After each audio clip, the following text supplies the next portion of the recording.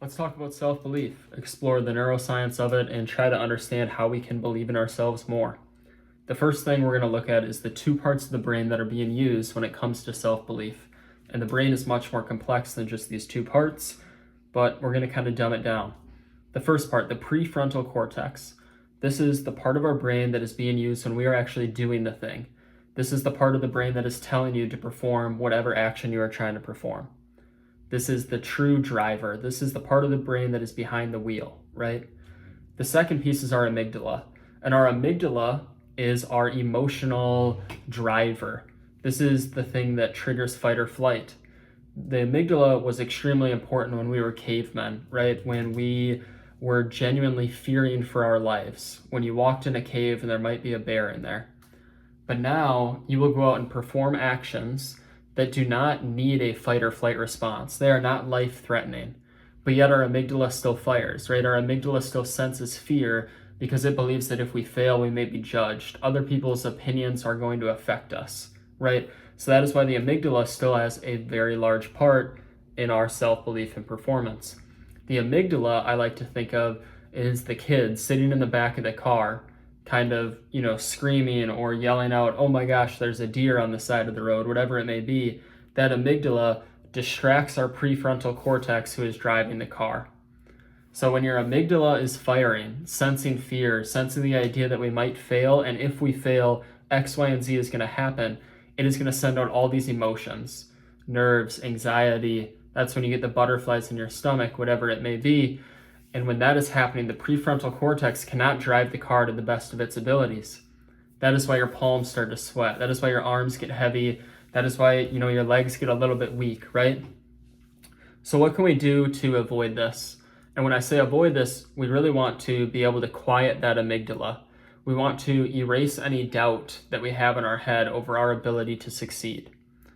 The first thing I want us to look at is the importance of memory and reflection.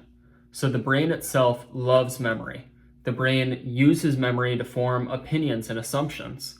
So when you go out to do something, let's say you're going out on the basketball court to play a game, your brain is going to use all of its memories from your previous performances to try to decide if you are going to succeed or fail.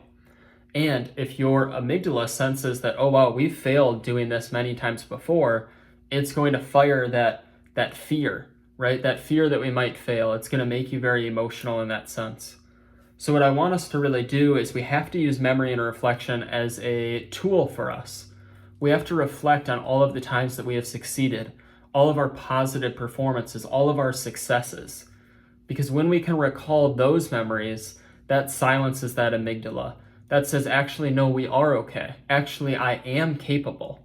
And I think the most important thing to understand is we can recognize past successes and apply those to future endeavors, even if they're in two separate fields. And let me explain.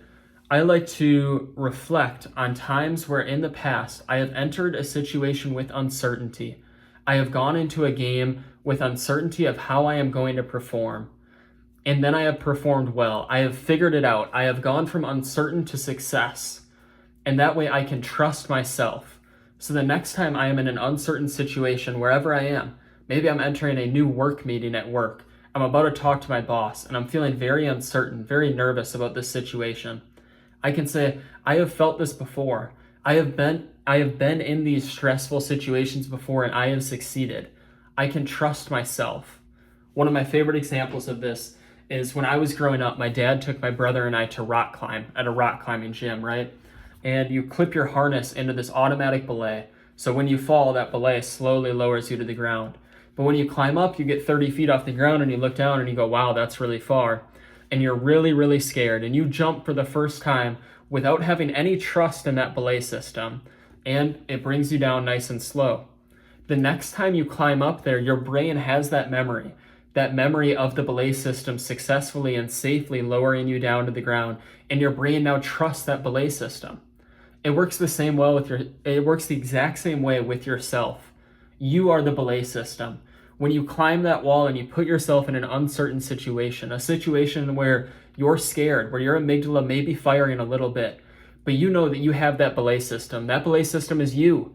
knowing that you are capable of handling these uncertain situations, these stressful situations.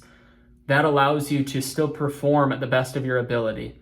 That allows your prefrontal cortex to still perform the task, knowing that you got your back.